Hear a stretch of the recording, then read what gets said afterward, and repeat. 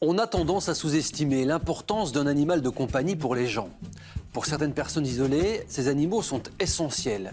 Et dans certains cas, ils peuvent même guérir les plus fragiles du décrochage ou de la dépression. Voyez les jours d'après de Valentin Boisgelot. Je m'appelle Valentin Boisgelot. Chaque semaine, je pars à votre rencontre pour vous permettre de témoigner. Mon objectif, comprendre votre actualité les jours d'après. Aujourd'hui, un Belge sur 5 est en risque de pauvreté. Les gens sont devant des choix impossibles, que je paye l'assurance de la voiture, l'abonnement des enfants, des médicaments. Depuis le début de mes enquêtes, un aspect de la vie en Belgique m'interpelle, la pauvreté. Elle gagne du terrain ces dernières années. Plus de 20% de la population vit aujourd'hui dans la précarité. Dans ce contexte, certains trouvent leur salut auprès d'un animal de compagnie, lorsque les chiens et les chats peuvent sauver des vies. Première étape de mon enquête, à Charleroi. Bonjour, enchanté. Vous pouvez me suivre, il n'y a pas de souci. D'accord, merci. Pascal est un ancien SDF. Aujourd'hui, il partage ce petit studio avec son chien, Liberty. Voilà, ça c'est ma pote, ma compagne de galère. J'ai eu beaucoup de difficultés, elle a toujours été là. Et je ne veux pas m'en défaire pour rien au monde. C'est mon gros poids de soutien. Alors voilà, l'espace qui est réservé à ma grosse. Vous voyez, elle a plus de fauteuils que moi. Elle a son fauteuil de place, elle a son petit fauteuil d'une place. C'est elle la plus gâtée, en fait. Si Pascal traite si bien son chien, c'est parce que son animal l'a sorti de la rue. Durant 7 ans, il était SDF. Perte d'emploi, sentiment d'isolement, décrochage, sa vie de sans-abri était en enfer. Jusqu'au jour où il a recueilli Liberty. Un véritable déclic pour lui, car depuis, il fait tout pour remonter la pente et sortir de la précarité. C'est une motivation, il faut se lever le matin, il faut s'en occuper, c'est comme un enfant. C'est ça qui motive les gens, parce qu'autrement, si t'as pas un chien, il tombe dans la drogue, dans l'alcool. Mais à la base, pour moi, le mieux quand t'es à la rue, c'est d'avoir un soutien, et le meilleur, c'est le chien. Grâce à son chien, peu à peu, Pascal se reconstruit. Il parvient même à élaborer de nouveaux projets, comme celui d'écrire un album qui raconte sa vie.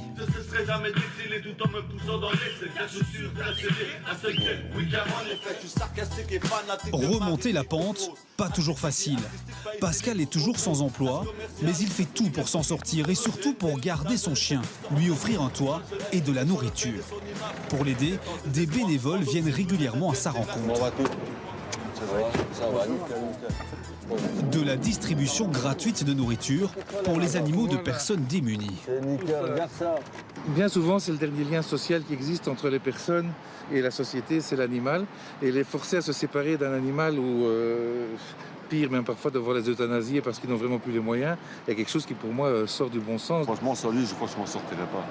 Ce serait pas possible. Non, ce serait pas possible. Je devrais me défaire de mon chien ou alors je serais amené à faire des conneries alors que je ne voudrais plus. Heureusement qu'il est là, ça m'enlève une grosse épine hors du pied. Des bénévoles qui vont me conduire vers ma nouvelle rencontre. Nous sommes dans la commune de Pont-à-Celle pour une nouvelle distribution de nourriture. Voilà, ici, c'est pour des chats, en fait. Pour des chats. Ah oui, d'accord, je vais vous aider. Bonjour, madame. Bonjour. Valentin Boisgelot, enchanté. Bonjour, Pascal Bogart.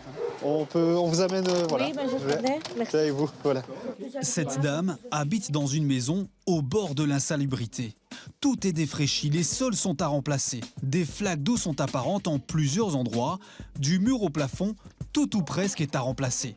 Pascal Bogart vit seul avec ses 2 chiens et des chats, ses seuls contacts quotidiens. Alors ça, c'est Fiona. D'accord. Oh, voilà. J'avais prévenu. Hein. Vous vivez avec plusieurs animaux, en fait. En fait, j'ai 3 chats et 2 chiens. Pour Pascal, tout a basculé il y a près d'1 an. Son mari succombe à un cancer et laisse derrière lui son épouse et une maison en plein travaux. Pascal tombe en dépression, les ennuis s'enchaînent comme les dettes. La voilà précarisée. C'est vrai que c'est difficile d'assumer un statut, dire oui, Pascal, tu es rentré dans la précarité. Tu dois reconnaître que tu es dans la précarité maintenant. Alors qu'avant, j'avais tout. J'avais tout. Dans ce cauchemar, ces animaux de compagnie vont lui maintenir la tête hors de l'eau. Sans vos animaux, vous auriez pu traverser ces épreuves, vous pensez? Non. Non. je serais partie. Partie. Je le dis franchement, oui. C'est ainsi que pendant de longs mois, Pascal est resté enfermé entre ces murs sans jamais voir la lumière du jour. On y va, c'est parti.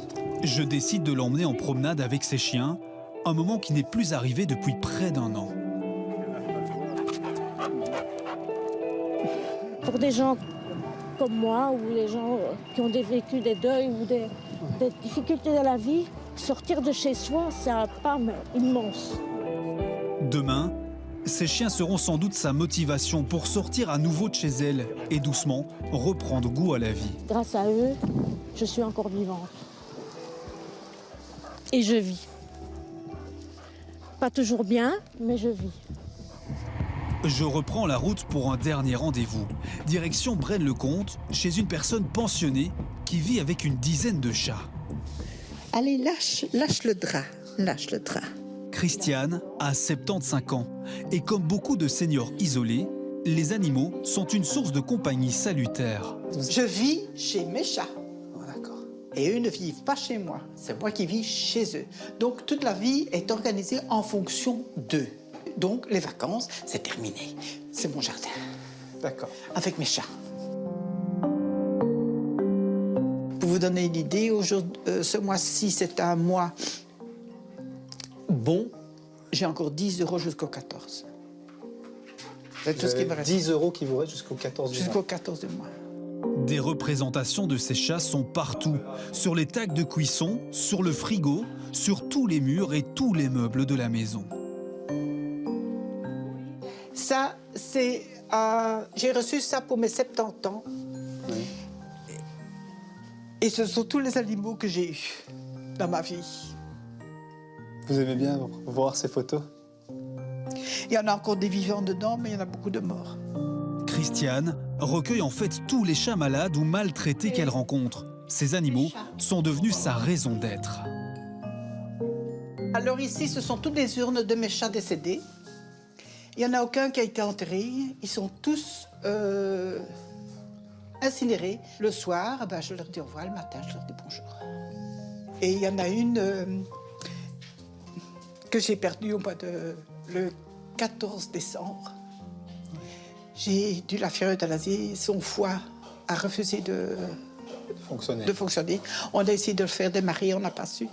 Et je n'ai pas les moyens de la faire incinérer. Donc elle est emballée, elle est dans mon surgélateur. En attendant. Depuis le 14 décembre, et j'attends. Chaque décès est une déchirure. Mais sa plus grande crainte, c'est lorsqu'elle s'en ira, le fait que personne à sa mort ne prendra soin de ses animaux. Elle avait des œufs, donc elle avait des reins, elle était morte. J'ai 75 ans et je dois penser après moi. Donc, si ça ne va pas, j'ai fait un papier comme quoi, le jour où je pars, ils doivent être tous euthanasiés. Et ils partent avec moi. Fin de journée, je reprends la route en pensant à ces quelques 2 millions de personnes qui vivent dans la précarité en Belgique. Des hommes et des femmes qui, parfois, n'ont pour seule raison de se battre que leur animal de compagnie.